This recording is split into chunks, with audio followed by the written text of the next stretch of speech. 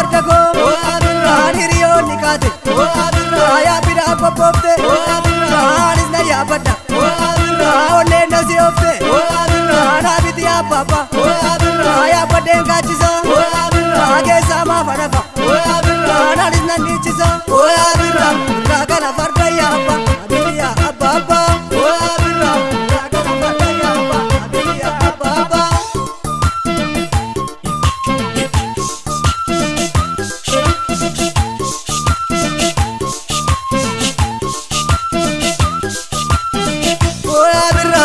kana farda ya pa abiti ya baba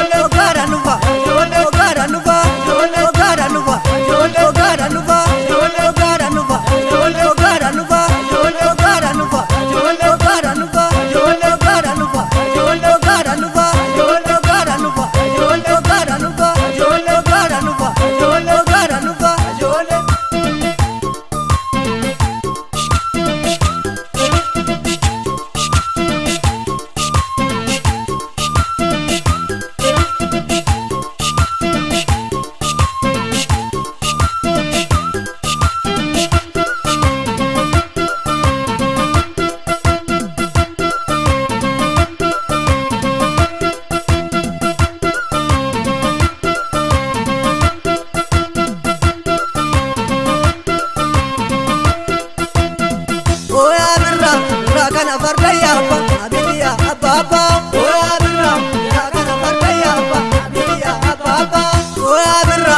kana farda ya pa abiti ya baba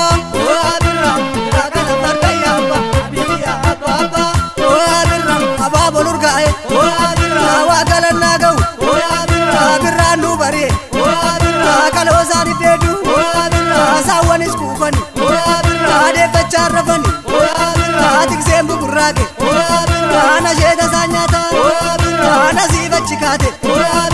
birrani barfata.